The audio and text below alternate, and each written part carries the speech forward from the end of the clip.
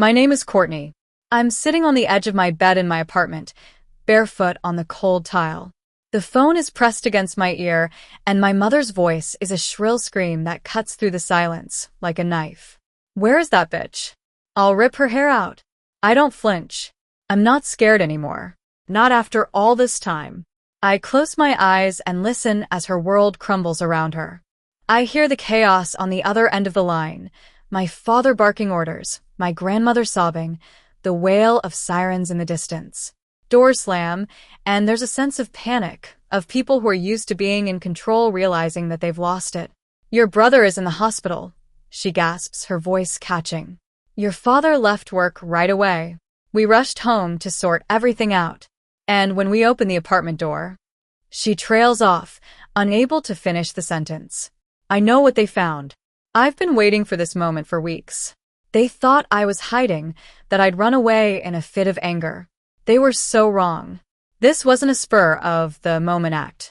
It was carefully, meticulously planned. As she screams my name into the phone, spitting it like a curse, I finally understand something she never will. You don't have to destroy people physically to ruin them. You just have to let them face the consequences of their actions, the ones they never thought would catch up with them. I remember my family. My parents, Richard and Victoria, are part of the upper, middle-class circle.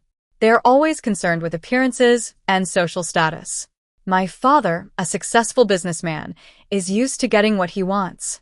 He is authoritative and impatient, always quick to give orders. My mother is a socialite who thrives on gossip and the approval of her peers. She is manipulative and quick-tempered, always ready to throw someone under the bus to save her own reputation. My younger brother, Ethan, is a spoiled brat. At 21, he thinks the world owes him everything.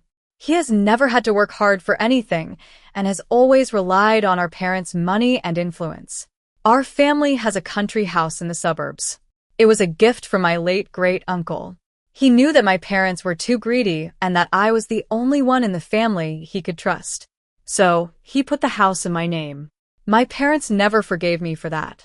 They acted as if I had stolen something from them, even though it was a legal and well-thought-out decision. For years, I've been the scapegoat in the family. If there was a problem, it was always my fault. If they needed a place to store their extra stuff, they took over my rooms without asking. And if they needed money, they expected me to hand it over without question. I finally reached my breaking point one night. Ethan had used my name to receive a large and expensive package. When I asked him not to do it again, he just laughed in my face. My mother waved me off, saying, "Family shares everything. Don't be so selfish." That was when I decided to stop being the victim. I stopped warning them. Instead, I started documenting every single time they used my property, my name, or my address without permission. I changed all the passwords, updated the ownership records of the country house, and installed a top-of-the-line security system in the country house, registering it solely under my name. When I moved out of the family home and went silent, they panicked. They assumed that the country house must have something valuable hidden inside, a safe full of money, expensive jewelry, or important documents. They decided to break in, thinking they could grab whatever they wanted before anyone noticed. The night they forced open the door of the country house, the alarm system did exactly what it was supposed to do. It called the police. Ethan got hurt because he panicked and ran, just like he always does when he gets in trouble. He has always been convinced that rules are for other people. Back on the phone, my mother's voice crackles again. "Courtney, what did you do? Answer me." I take my time before answering. I want her to stew in her own confusion and fear. "Mom," I say softly, "why were you breaking into a house that isn't yours?" She goes silent for a moment. I can hear my father whispering something angrily in the background. Then, my mother comes back, louder than ever. "Don't twist this. We were just checking on the property. You're making us sound like criminals." "Like what kind of criminals?" I cut in. "Like people who break into places that don't belong to them?" She inhales sharply. "What's in the envelope, Courtney?" I look at my own copy of the envelope, lying neatly in my bag. The ink on the documents inside is dry, and the plan is in motion. It's not about what's in it. It's about who it's for. Then, I hear a different voice in the background, calm and professional. It's not a voice from my family. My mother finally whispers, "There are people here." Yes, there are. When they opened my apartment door, they didn't find me cowering in fear. They found the truth, neatly laid out on the counter. There were no angry notes, just cold, hard facts, leases, ownership records, and police reports. My mother is trying to regain control. "You need to explain this right now," she hisses into the phone. I lean back against the wall and let the silence stretch. "I already have. You just never listened." She tries to deflect, saying that Ethan is hurt and that I'm being cold-hearted. But I'm not swayed. "He's hurt because he broke the law and ran from the consequences," I say calmly. Behind her, an officer says, "Sir, we'll need you to come with us to answer a few questions." My father curses under his breath. They finally realize that this isn't a simple family argument that they can sweep under the rug. There are witnesses and there are rules. My mother keeps trying to defend herself, but her words are falling on deaf ears. The officers aren't interested in her excuses. "Ma'am," one of the officers says, "we're going to need you to lower your voice." I can't help but smile.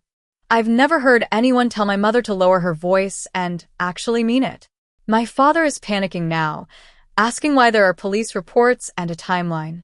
Because I learned to stand up for myself. I think to myself. I say aloud, "You used my things. You broke into a house that isn't yours. I wrote it all down, filed the reports, and waited for you to face the music." My mother demands to know what I was waiting for. "For you to prove me right," I reply. Then Officer Thompson comes on the phone. "MS. Courtney, we'd like to ask you a few questions too, but for now you're not in any trouble." Those words hit me hard. It's like a weight has been lifted off my shoulders. On the other end, my mother goes quiet. For the first time in her life, screaming isn't going to fix anything. She tries to spin the situation, saying it's being taken out of context and that family matters should stay private. But I'm not having it. "You broke into a house that isn't yours. That's a fact," I say firmly. She scoffs, but her voice lacks its usual confidence. "We were just checking on the property. You're twisting this." "No," I reply. "I stopped letting you get away with it." I can hear the officers going through the documents, asking for IDs, and reading out the details. My father interrupts, demanding to know why there are statements saying they've been warned before. Because I'm done being silent, I think. My mother jumps back in, saying I'm doing this to punish them. I respond quietly. It looks like the truth. To my surprise, I hear her start to cry. It's not a sincere cry of apology, but a frustrated cry of someone whose carefully crafted lies are falling apart. "We gave you everything," she whispers. "How could you do this to us?" "I didn't do anything. I just stopped cleaning up your messes," I say. The officer then says, "Ma'am, we're going to need you and your husband to step aside for a moment." My mother demands to know what that means. The officer replies, "We're establishing facts." Facts. That's what my family has been running from all their lives. I listen as they are moved away from the phone, as the officers start asking them questions about the country house break, about Ethan's injury, and about all the times they used my things without permission. My mother comes back on the line, her voice low and controlled, but I can hear the anger beneath the surface. "You think you're so smart, don't you?" "No," I say. "I'm just tired. Tired of being your safety net." She sighs. "You didn't have to do this." "Yes, I did," I reply. There's a long pause, and then she says the words I've been waiting to hear for so long. "We didn't think it would go this far." I close my eyes. That's the problem. You never do. The officers start explaining the next steps, reports, follow-ups, statements. The call ends without a goodbye. Later that night, Officer Thompson calls me back. "Based on what we've seen tonight, there will be follow-up questions about the country house, about the use of your address, and about previous warnings," he says. Warnings. They had crossed the line before, over and over again, thinking that our family connection would protect them. But it didn't. The next morning, I start receiving messages. They're not apologies, but panicked attempts to smooth things over. "We need to talk. This was a misunderstanding," they say. I don't reply. Consequences don't need a conversation to work. Ethan is discharged from the hospital with a fractured wrist and a police statement he can't joke his way out of. My parents are told not to contact me directly until the matters are reviewed. The country house is flagged, and any future attempts to access it will be strictly monitored. It's not a dramatic arrest, but it's worse. They've lost their sense of entitlement, the assumption that they can do whatever they want and get away with it. Weeks pass. There's no more shouting, no surprise visits. Just a calm, peaceful silence. My mother sends me a message one night, trying to convince me that we can move forward. But I know what move forward means in our family. It means pretending the past never happened. And I'm done with that. The country house remains closed, my apartment is truly mine, and my address no longer shows up on documents that aren't mine.